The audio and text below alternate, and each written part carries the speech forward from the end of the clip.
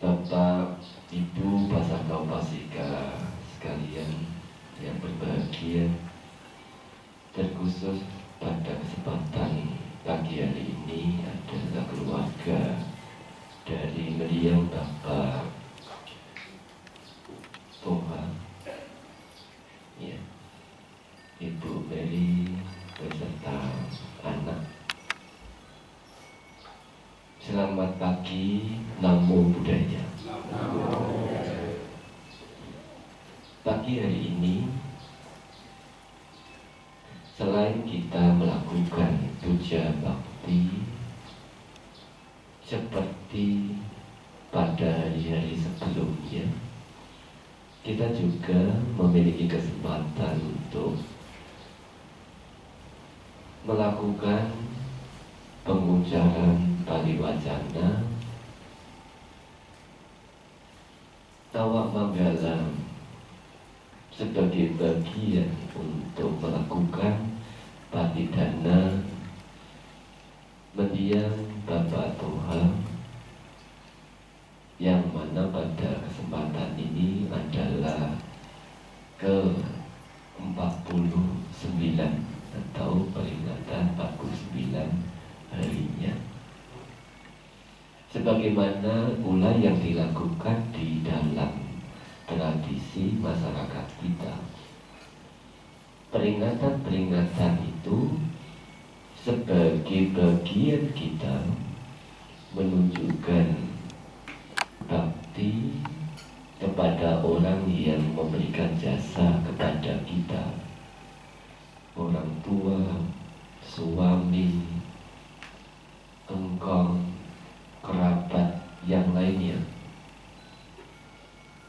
Mereka adalah orang yang memiliki jasa guna terhadap kita. Terkhusus mendiang Bapak Toha, ya sering kita menyebutnya Bapak Toha, itu juga memiliki jasa karena memberikan sumbangsihnya untuk Wihara Vipassana Kiratana Gunung Sindur sebagai bagian dari kebersamaan membangun pondasi untuk pohon Bodhi di depan Uposatha. Bapak Ibu Pasaka Pasika sekalian, kehidupan kita yang kita jalani sekarang ini tidak hanya semata-mata terkait dengan materi atau rupa dhamma, tapi ada hal-hal lain yang yang hendaknya kita kembangkan, kita lakukan agar kehidupan kita ini bisa selaras, seimbang. Kalau hanya mementingkan kebutuhan materi tanpa mempertimbangkan kebutuhan batin, ibarat sebuah tubuh kita yang memiliki suhu tubuh tidak seimbang. Kalau tubuh kita suhunya itu panasnya berlebihan, tentu akan menjadi sakit. Kalau dinginnya berlebihan, juga akan menjadi sakit. Yang baik, yang selalu diinginkan, didambakan oleh setiap orang apa? Ya, kehidupan yang seimbang, tidak terlalu berat sebelah. Tubuh kita kalau kondisinya seimbang, suhunya itu seimbang, juga akan menjadi nyaman, tidak ada kendala. Demikian juga dalam kehidupan kita. Sering kita melihat orang lain itu hanya dari sisi luarnya. Misalnya seseorang memiliki materi yang berlimpah, seseorang memiliki paras yang menarik, seseorang memiliki segalanya, pasti dia akan bahagia.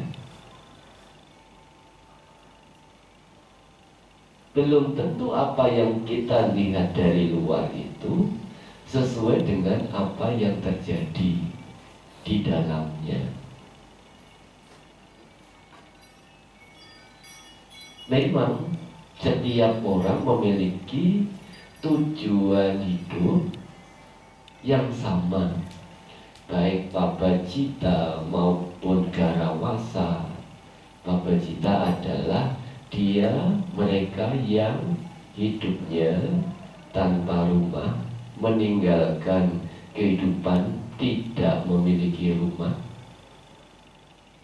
Sedangkan Garawasa adalah mereka yang hidup tinggal di rumah atau rumah tangga.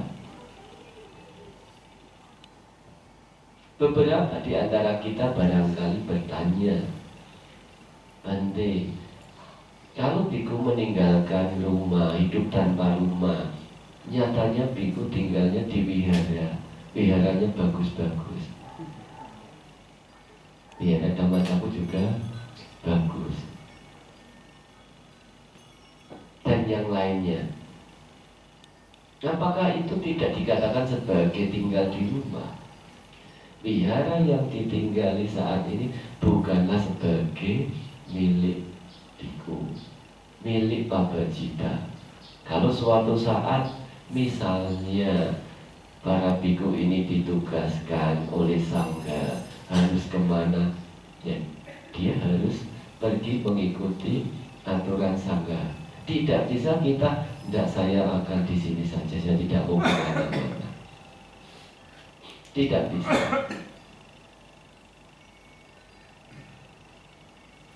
Secara singkatnya, kebahagiaan yang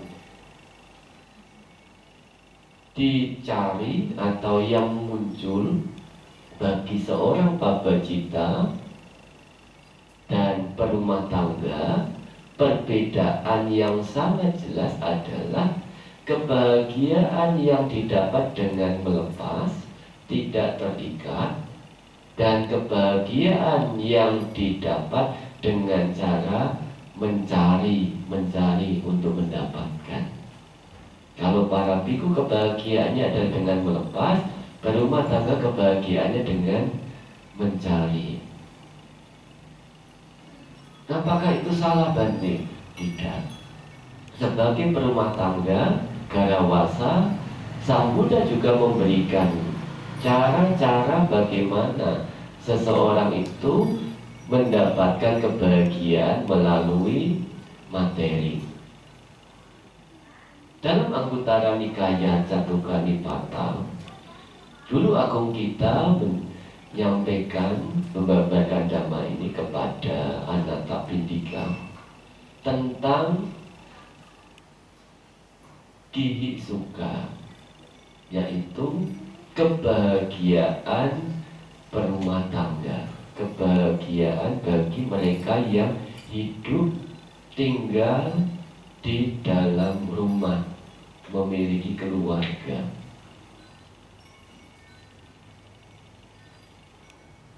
Mereka pun ingin mendapatkan kebahagiaan. Bukan berarti kalau kita menjadi umat Buddha harus meninggalkan semuanya, harus meninggalkan keluarga, meninggalkan rumah, meninggalkan pekerjaan dan sebagainya. Ini yang sering disalah mengertikan, Bante. Sang Buddha itu mengajarkan kepada kita untuk meninggalkan semuanya, tidak terikat. Saya tidak mau jadi umat Buddha. Tidak. Ini adalah hal-hal yang digunakan untuk mendiskreditkan kita, agama Buddha, bahwa agama Buddha itu dilarang untuk menjadi kaya, dilarang untuk berumah tangga dan sebagainya. Sang Buddha memberikan dua pilihan, apakah ingin menjadi Babajita atau Garawasa. Masing-masing memiliki tujuan untuk bahagia. Sebagaimana tadi disampaikan dalam Anguttara Nikaya Catuka Nipata, yaitu berkenaan dengan Kihi Suka, kebahagiaan bagi berumah tangga. Yang pertama adalah Ati Suka. Ati Suka bahagia karena mendapatkan, karena memiliki materi, memiliki kekayaan yang didapat dengan usaha sungguh-sungguh, yang didapat dengan keringat, yang didapat dengan cara sesuai dengan Dhamma. Ketika kita mengingat bahwa yang kita dapatkan, materi yang kita dapatkan itu kita dapatkan dengan cara yang benar, dengan kerja keras kita, maka di situ akan muncul kebahagiaan. Jadi tidak materi membuat kita bahagia, tapi kebahagiaan ini karena memiliki.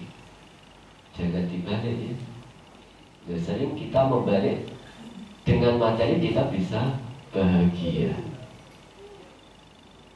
Belum tentu orang yang punya materi banyak itu bahagia. Belum tentu orang yang punya materi sedikit hidupnya susah. Jadi di sini kebahagiaan adalah yang ditempatkan di depan. Bahagia muncul akibat memiliki. Berarti saya memiliki banyak, tapi kok nggak bisa bahagia ya? Gimana kira-kira supaya bisa bahagia? Saya sudah memiliki segalanya, tapi kok saya malam harus minum obat tidur, tidak bisa tidur, gelisah, makan enak juga tidak terasa enak. Katanya kalau kita memiliki, kita pasti akan bahagia. Nah ini kebalik. Ati Suka bahagia muncul karena memiliki. Jadi ketika kita mengingat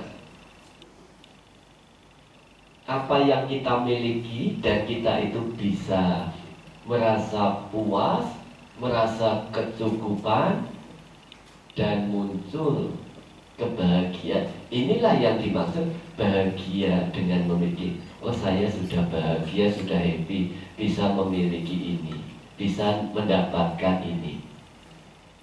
Tidak melihat orang lain. Orang lain dia lebih banyak, berarti saya lebih sedikit.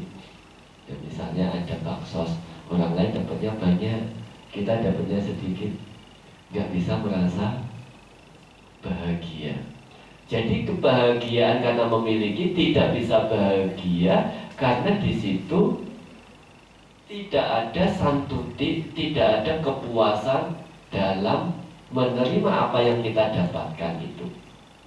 Seberapapun materi yang kita dapatkan, apakah besar ataukah kecil, ketika kita mengimbanginya dengan rasa puas, saat ini saya mendapatkan sekian, bahagia. Satu contoh, ada seorang penjahit sandal di tepi jalan. Tiap hari dia dapat untung 50.000. Satu hari dia mendapatkan untung 100.000. Muncul kegembiraan, muncul kebahagiaan yang tidak terhingga. Pulang dengan tersenyum, dengan berseri-seri karena mendapatkan untung yang 2 kali lipat. Tapi di sisi lain, ada seseorang yang berdagang, biasanya cuannya 10 juta, tapi sekarang cuannya hanya dapat 5 juta. Kira-kira untung 5 juta dengan untung 100.000, besaran mana? besaran 100.000. Besaran 5 juta, tapi kebahagiaannya, kenapa yang untung 100.000 dia jauh lebih bahagia? Karena bisa merasa puas. Yang untung 5 juta karena melekat dengan keuntungan yang sebelumnya. Kemarin saya untungnya 10 juta, sekarang hanya 5 juta.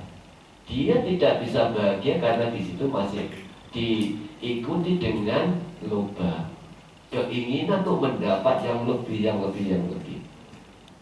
Maka ketika seseorang itu mengingat apa yang didapatkan sekarang ini dan dia bisa bahagia, inilah yang disebut sebagai ati suka. Oh, saya bahagia, happy, sudah mendapatkan untung, sudah mendapatkan sekian.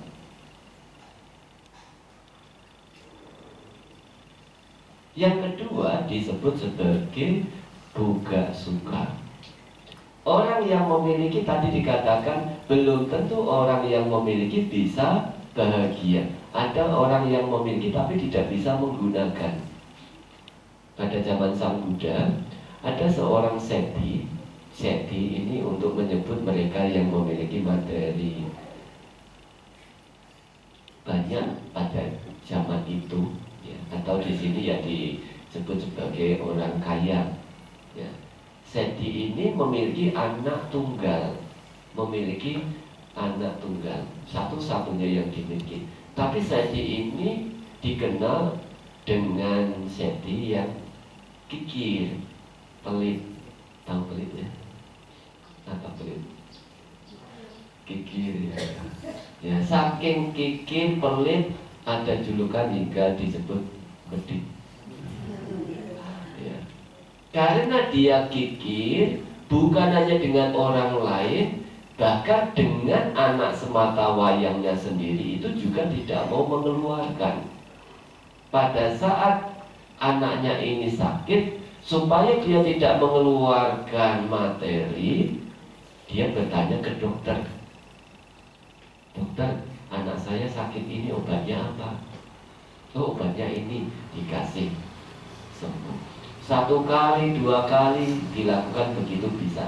Tapi yang ketiga kalinya dokter sudah angkat tangan, tidak bisa memberikan obat, bahkan diundang untuk mengobati sudah tidak bisa.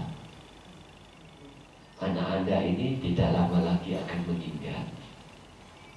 Apa yang dipikirkan oleh Seti ini?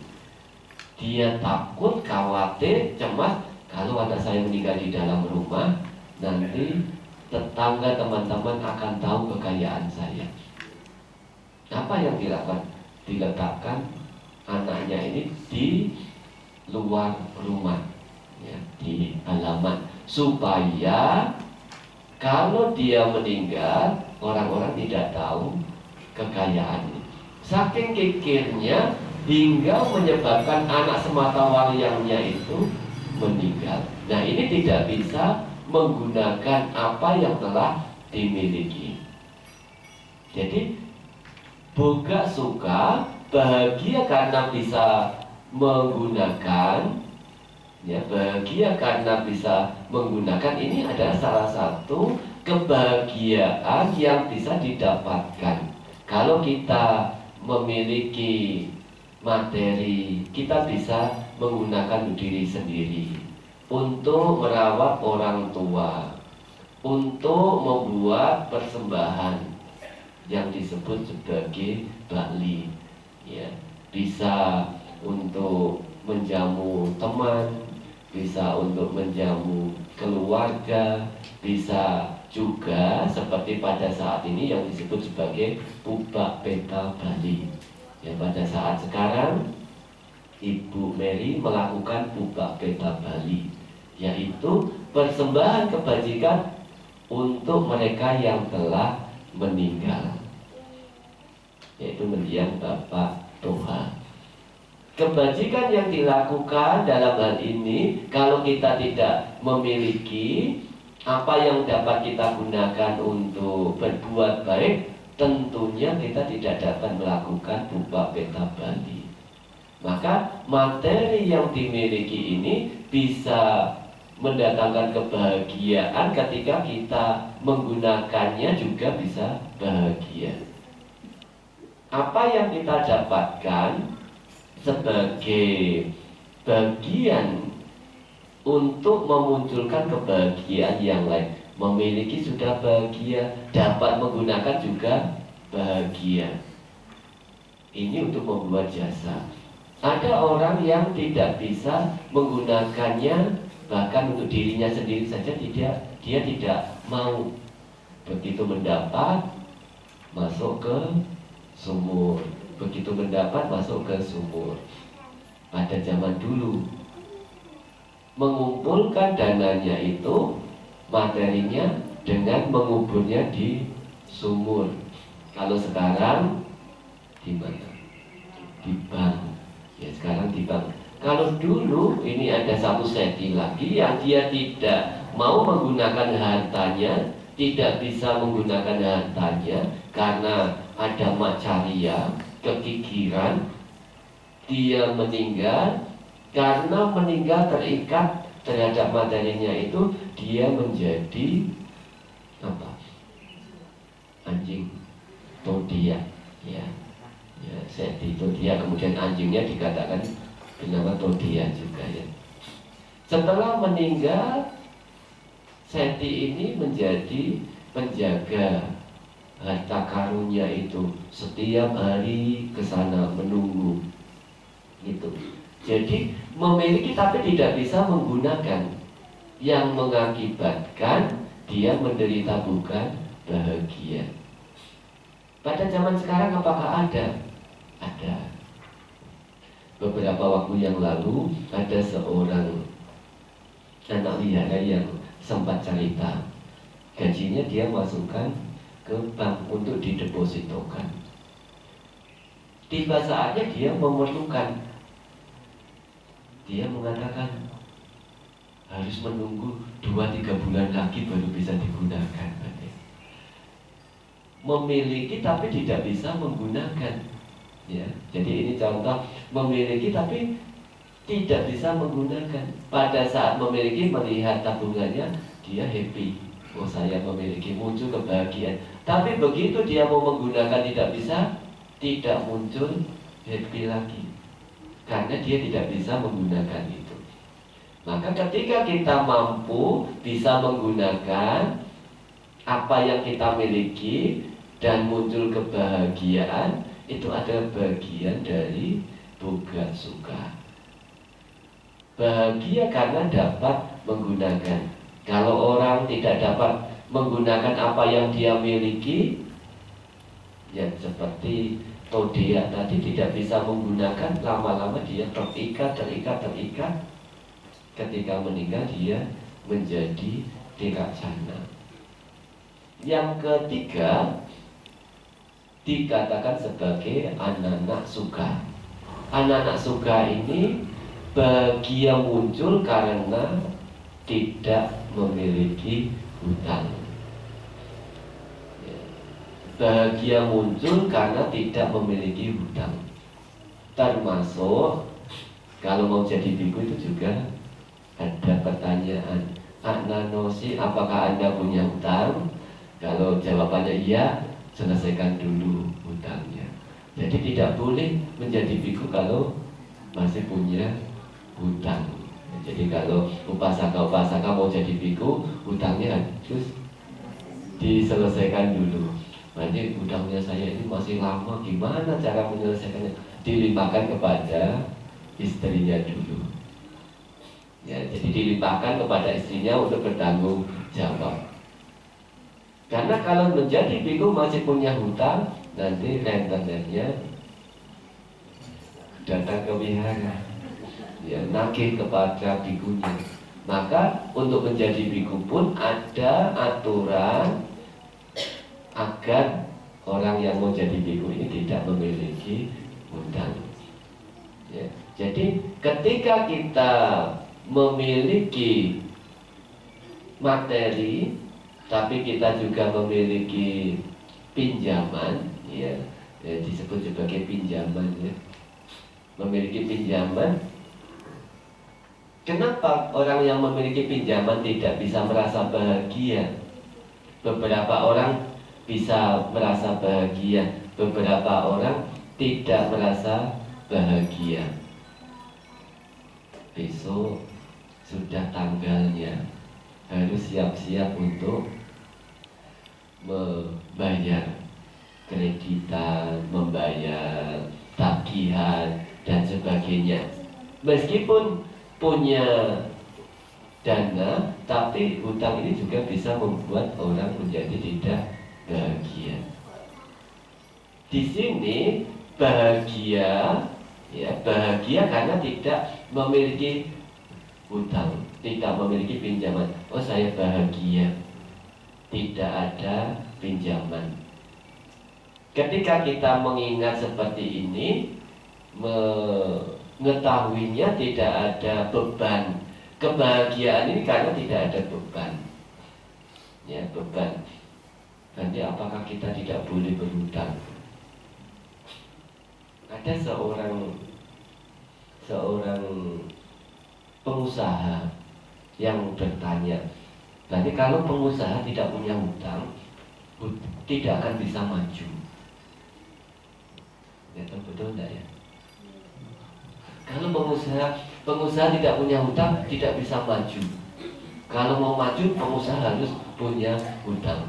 Semakin banyak hutangnya, semakin maju. Jadi harus tanya kepada pengusaha. Tapi untuk ukuran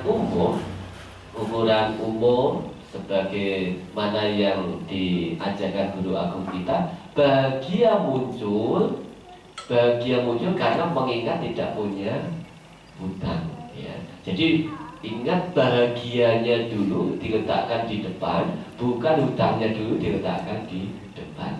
Jadi bahagia muncul karena tidak punya hutang. Bahagia muncul karena bisa menggunakan. Bahagia muncul karena memiliki. Jadi ini adalah kebahagiaan yang bisa didapatkan dari hal-hal demikian ini. Yang keempat adalah anak wajah suka. Bahagia muncul karena tindakan pekerjaan tidak tercela.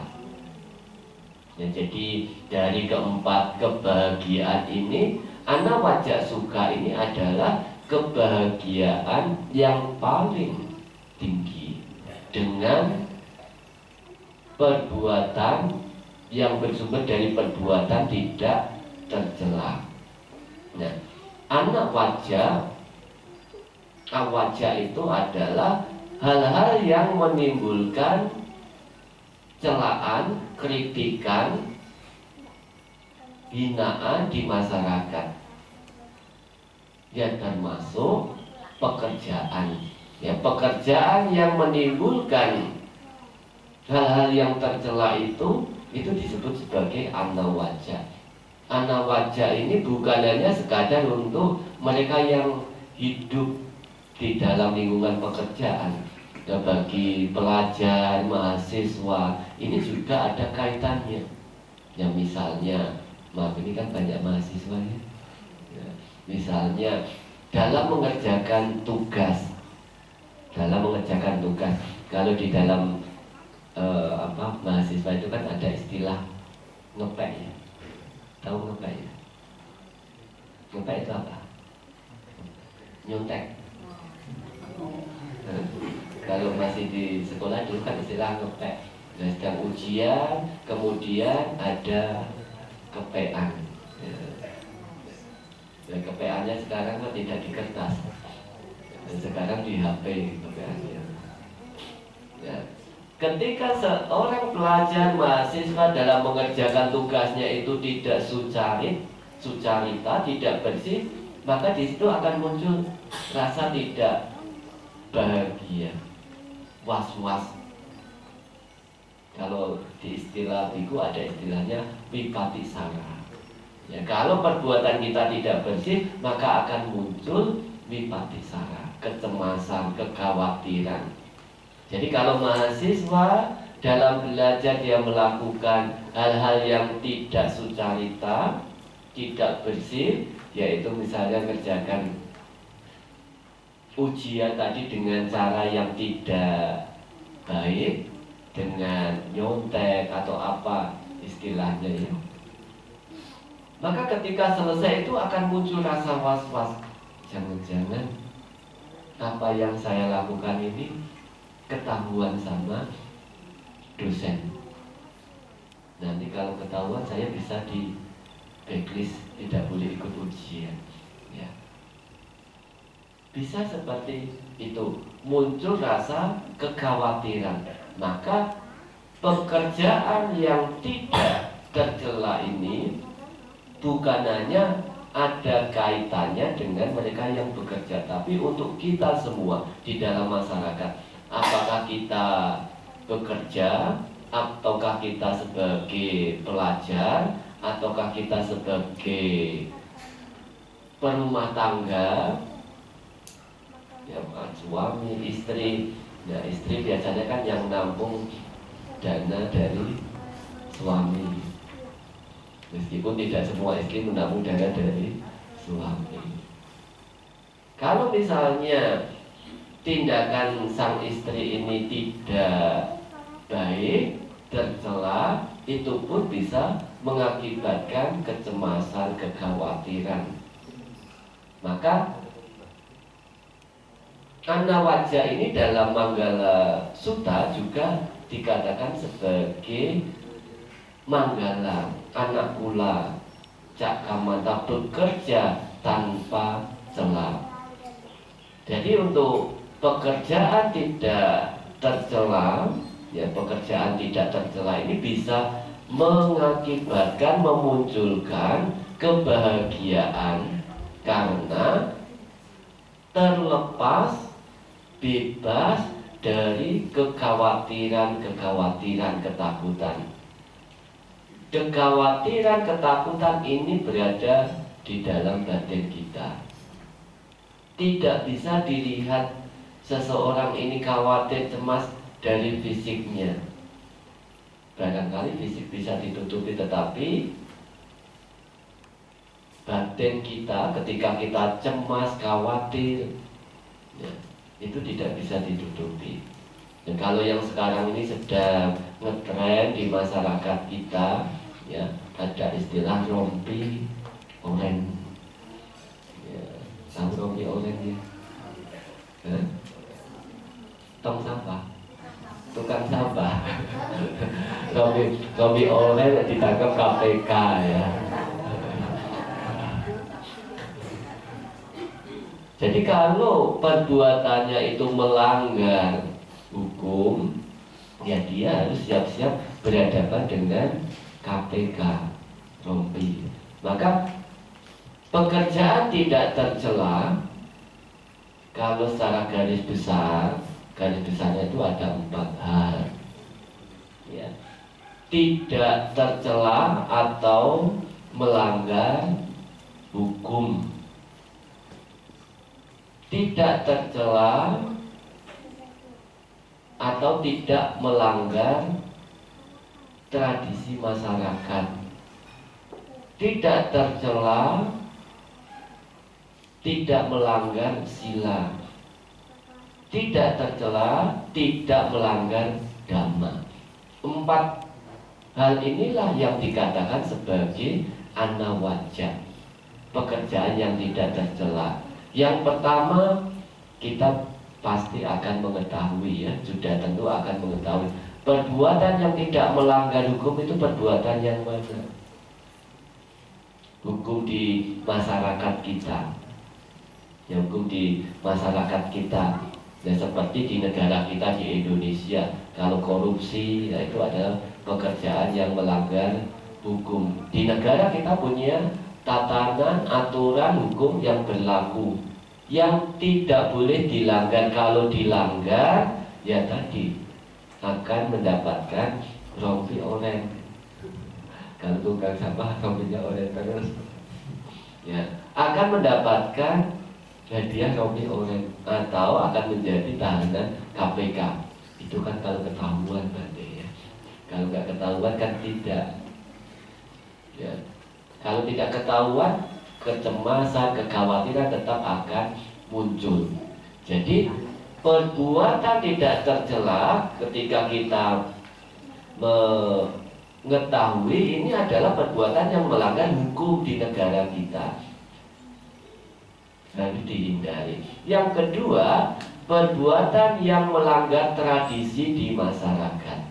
Dan di masyarakat itu ada tradisi-tradisi yang harus diikuti. Salah satu tradisi yang diikuti oleh masyarakat apa? Seperti yang dilakukan Ibu Mary pada saat ini, melakukan patik dana 49 hari. Ya misalnya ada peringatan 49, 100 hari, tapi kita tidak melakukan. Kira-kira di masyarakat kita mendapat celaan tidak? Dicela ya Bu. Ini anak tidak berbakti, keluarga tidak berbakti. Ada acara 49, 100 hari, orang tuanya kok tidak diperingati. Tidak ada acara.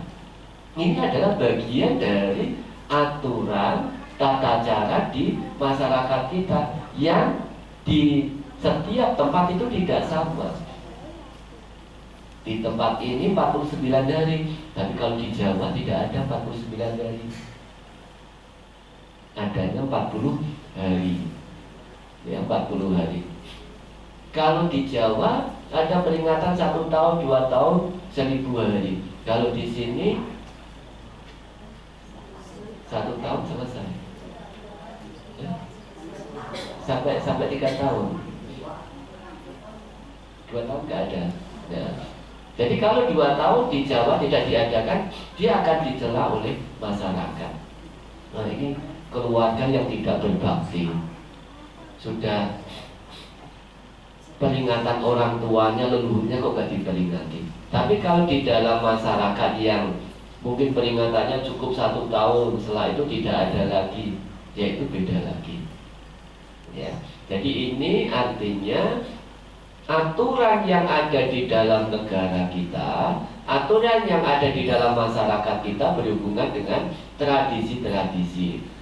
Jadi itu kalau kita langgar, tradisi yang ada di masyarakat itu kalau kita langgar, ya meskipun tidak berdampak besar, tidak dikatakan sebagai perbuatan jahat, tapi itu mendapatkan celaan, cacian dari masyarakat. Yang ketiga, yaitu tidak melanggar sila. Ya, sila tidak membunuh, tidak mencuri, tidak asusila, tidak berbohong, tidak mabuk-mabukan. Ini adalah satu tindakan yang tidak melanggar sila. Tidak melanggar sila belum tentu sudah selesai. Berarti yang penting tidak melanggar sila, tapi aturan di masyarakat tidak diikuti, aturan di negara tidak diikuti. Meskipun silanya tidak dilanggar, tapi aturan-aturan yang lainnya itu dilanggar. Nah itu dikatakan tidak sesuai. Jadi tidak melanggar sila, kemoralan di dalam sila ini ada yang dimaksud, ada kemoralan di dalam aturan latihan-latihan. Ya. Jadi pekerjaan yang didapat tidak dengan cara melanggar sila. Ya. Ada pekerjaan yang tidak melanggar sila, tapi dia melanggar dhamma. Apa itu? Misalnya seseorang yang malas bekerja tapi dia malas, melanggar dhamma karena tidak akan mendapatkan kesuksesan. Ini adalah bagian melanggar dhamma. Seseorang yang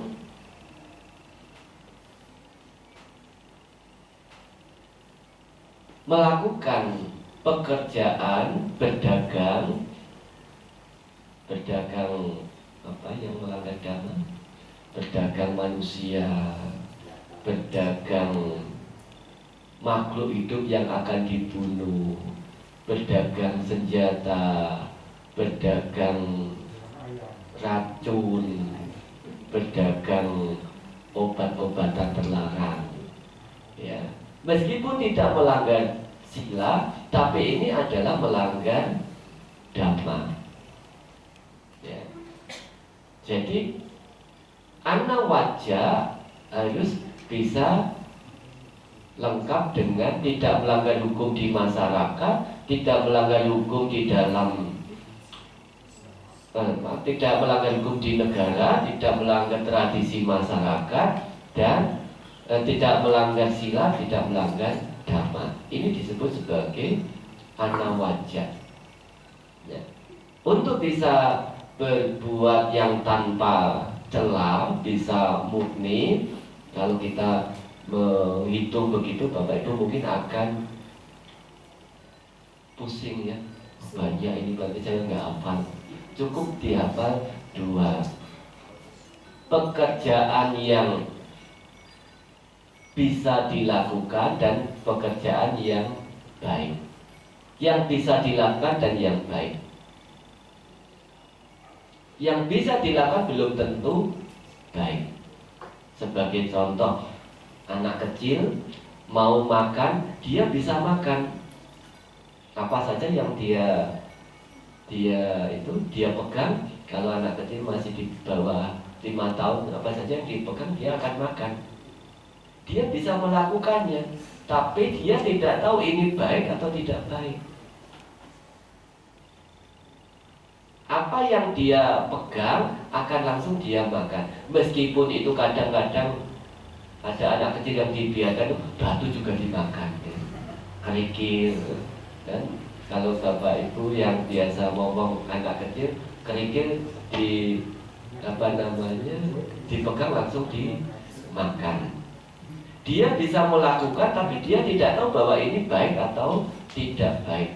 Maka ketika kita mau melakukan satu pekerjaan yang disebut anawajja ini, kita harus introspeksi, merenungkan, melihat ini baik atau tidak. Saya bisa mengerjakan, tapi ini baik atau tidak? Ya, ini baik atau tidak? Maka kadang-kadang kalau Bapak Ibu sebagai anak, ya khususnya mahasiswa-mahasiswa, ini banyak mahasiswa semangat apa Fatimah. Ya, ketika kita bertanya kepada orang tua tidak cepat memberikan jawaban, jangan kemudian mengatakan orang tua tidak perhatian. Seringkali anak-anak itu ketika minta kepada orang tua atau bertanya kepada orang tua tidak segera merespon, menganggap orang tuanya tidak baik. Betul ya? Betul tidak yang muda-muda? Wah, minta motor enggak segera diberikan, wah bapak bikin pelit dan sebagainya. Ya. Ketika orang tua mendapat pertanyaan, mendapat permintaan dari anak, kemudian orang tua tidak cepat-cepat merespon, orang tua ini memikirkan tentang baik buruknya, untung ruginya. Tidak begitu mendengar langsung dieksekusi. Nanti kalau sudah jadi orang tua akan tahu ya. Oh iya, dulu papa mama saya kenapa waktu saya mintain nggak langsung direspon. Ternyata melalui banyak pertimbangan-pertimbangan, untung ruginya, baik buruknya.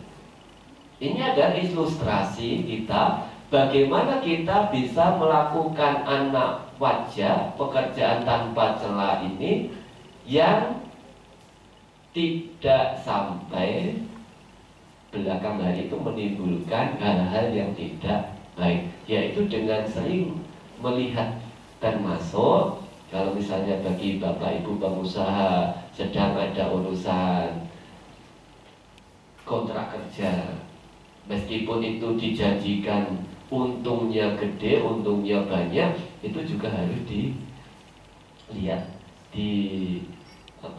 dievaluasi lagi. Apakah betul kerjasama dengan orang ini nanti untungnya akan sekian banyaknya. Jangan-jangan dia menawarkan ini karena ada hal-hal lain yang tercela. Ya, ada hal-hal lain yang tidak sepatutnya untuk dikerjakan.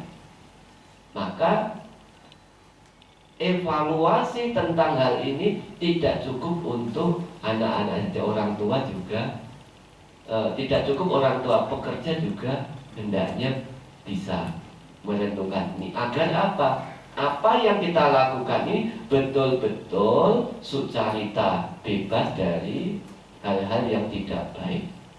Ya, jadi kalau kita sebagai mahasiswa, sebagai anak minta kepada orang tua atau bertanya kepada orang tua dan orang tua tidak segera merespon, jangan langsung berpikiran negatif kepada orang tua.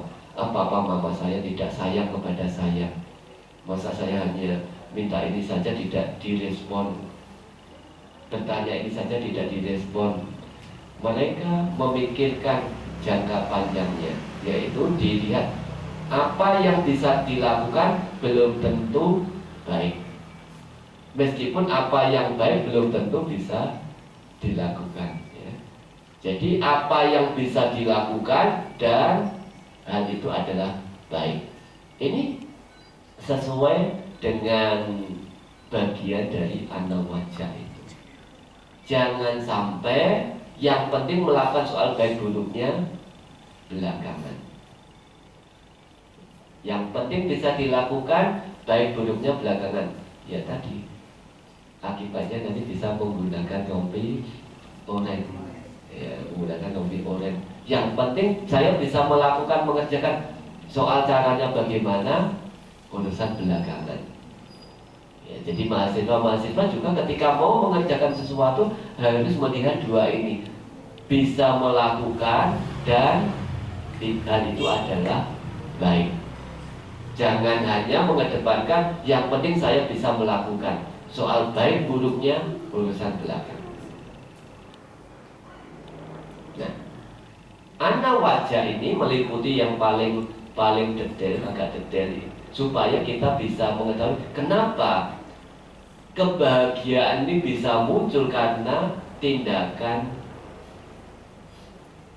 terpuji atau tindakan yang tidak tercela itu. Ketika kita mengingatnya, akan merasa bahagia. Oh, tindakan saya tidak cacat, tidak ada celaan yang bisa ditujukan kepada saya. Karena tindakan saya tidak ada yang bisa untuk dicela, untuk dikritik, untuk dihina dan sebagainya. Muncul kebahagiaan. Nah, perbuatan-perbuatan seperti inilah yang disebut sebagai sucarita. Sedangkan perbuatan yang tidak baik itu disebut sebagai ducarita. Damang cari sucaritang. Hendaknya seseorang berbuat praktik dhamma dengan sucarita, dengan baik. Natang ducaritang cari, tidak melakukan perbuatan yang melanggar dhamma atau ducarita. Kalau mahasiswa mengerjakan ujian dengan cara nyontek tadi, itu disebut sebagai ducarita. Nah, dhamma cari sukang seti, mereka yang mempraktikkan dhamma dengan baik akan tidur dengan bahagia. Ya, dhamma cari sukang seti. Sukang seti itu tidur, tapi kadang-kadang diterjemahkan akan hidup bahagia. Ya, kalau tidurnya tidak, disanyanya apa bahagia? Tidak bahagia. Ya. Jadi kalau orang praktek dhamma dengan benar, hidupnya, tidurnya akan nyaman, tidak was-was, tidak berpikiran macam-macam, dan saat sekarang asming loke para bijak. Ya. Di sini dia bahagia, di dunia selanjutnya dia juga bahagia. Jadi mereka yang mempraktekkan dhamma dengan sucarita, dengan baik, maka dia akan bahagia di sini, bahagia di kehidupan yang akan datang. Seperti yang dilakukan pada pagi hari ini, melakukan patik dana.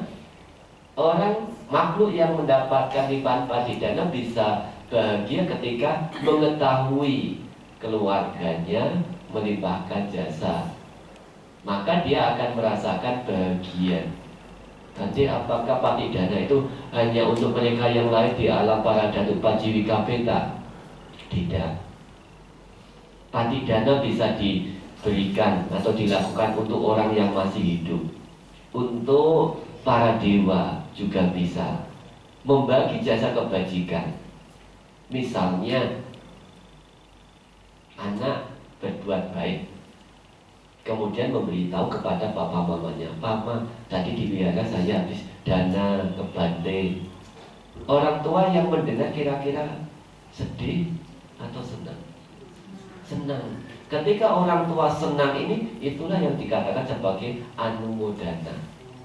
Anak telah melakukan patik dana kepada orang tua. Orang tua merasa bahagia, itu mendapat manfaat. Tapi kalau anak menyampaikan berita baik itu, orang tua tidak merasa bahagia, maka patik dana itu tidak bermanfaat untuk orang tuanya. Orang tuanya tidak merasa bahagia.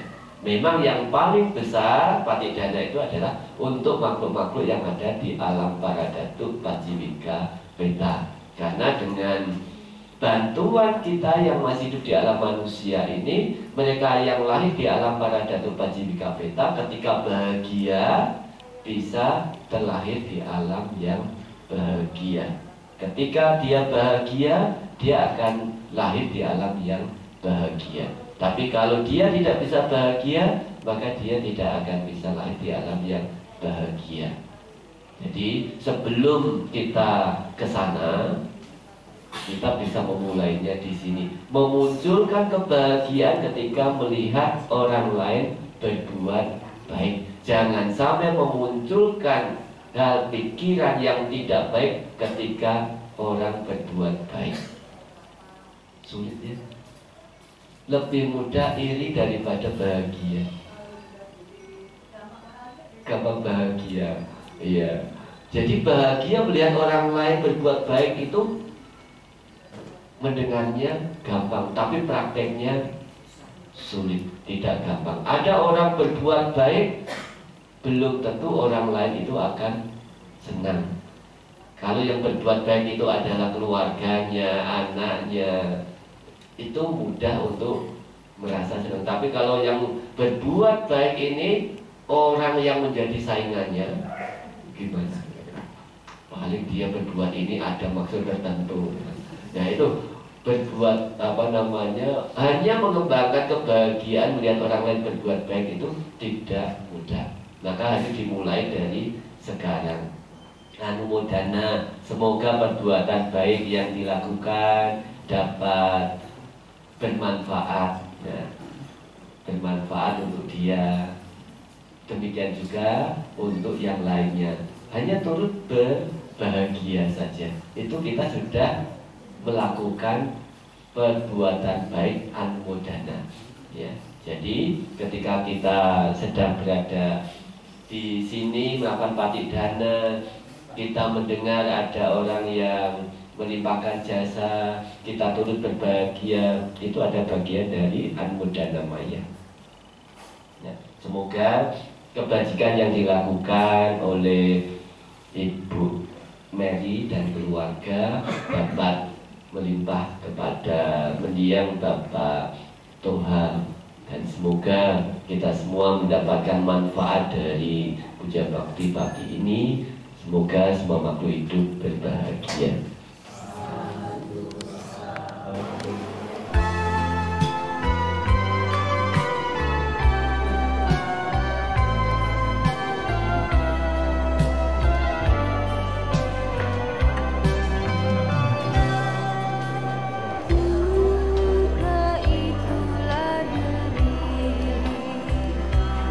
Tersiksa pedih serta sangsara.